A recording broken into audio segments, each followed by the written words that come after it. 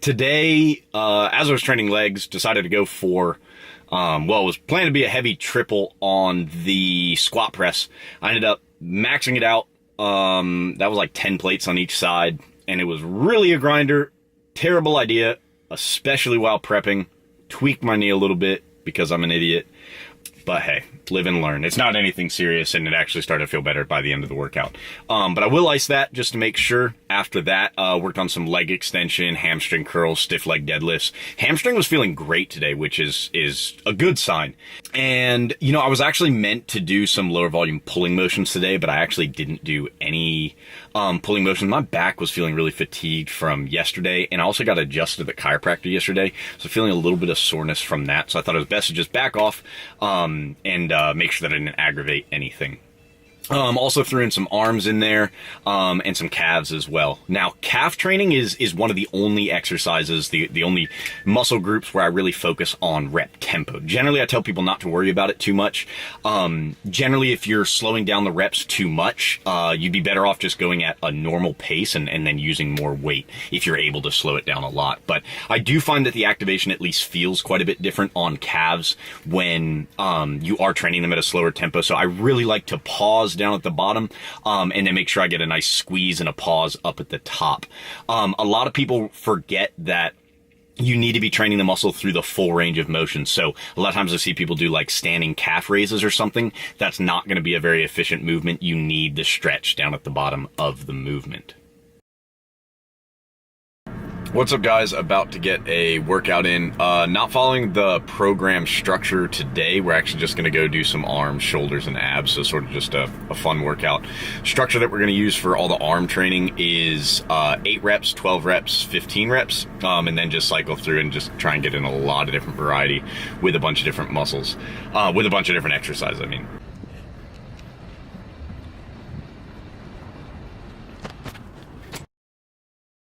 So I wanted to do a voiceover of this workout so you guys could follow along and do this workout on your own. We started out with 4 sets of 12 on the hammer strength shoulder press. If you didn't have the hammer strength shoulder press, then you could do seated dumbbell press instead.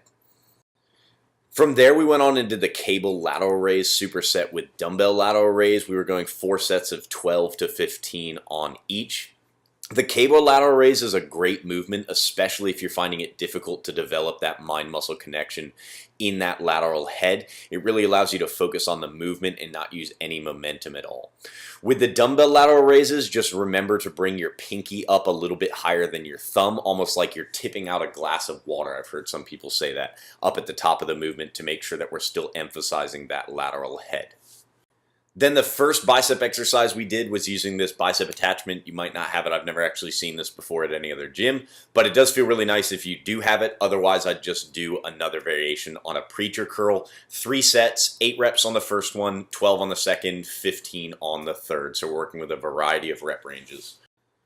And from here, we alternated bicep and tricep exercises for the rest of the workout. So we went into a rope press down. What I like to do with the rope press downs is keep my thumb on the outside as opposed to making a fist.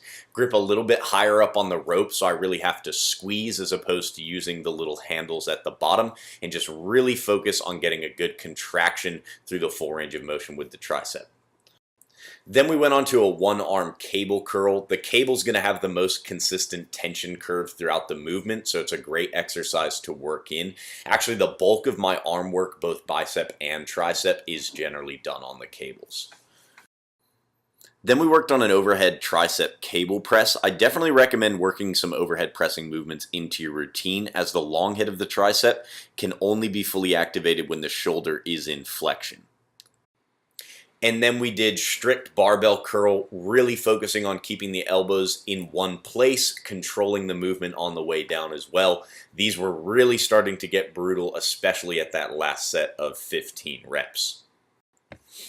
Then we did the 1-arm cable kickback. I think the tricep kickback's a fantastic exercise. A lot of people tend to find a really good contraction with the tricep, but the dumbbell tricep kickback is not going to be a very efficient movement because of the inconsistent tension curve, so I definitely recommend doing these on the cable instead.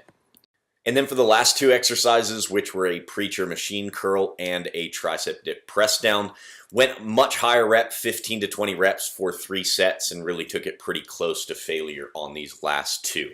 After these two exercises, you really should be ready to leave the gym. So leave it all out there.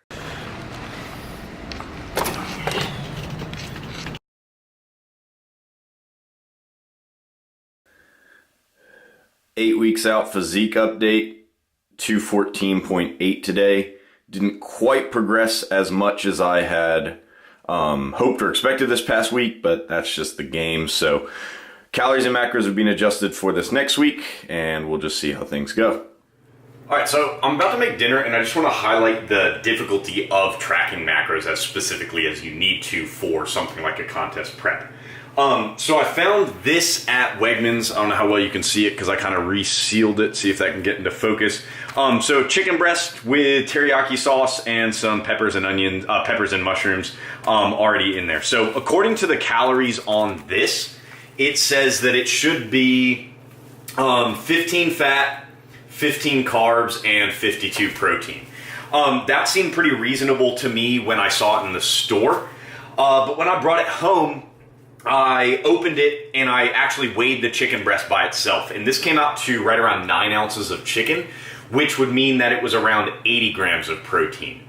What I'm gonna do is I'm gonna track it as 15 carb, 15 fat, and then just increase the protein up to 80 grams because I know that 9 ounces of chicken should be right around 80. I think it's like 82 grams or something. So just be careful when you're tracking things because what they put on the labels does not mean that it's accurate, and it can certainly be enough to throw you off. You know, that's like 200 calories off, maybe even a little bit more.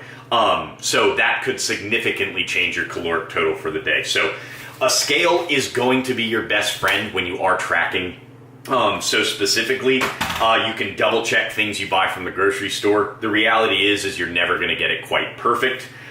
Even if you were to buy all the ingredients separately, there's always going to be variation. So we have to just accept some of that variation, but the scale does minimize some of the risk that we're taking as we're eating things that are prepared by somebody else. All right, all done.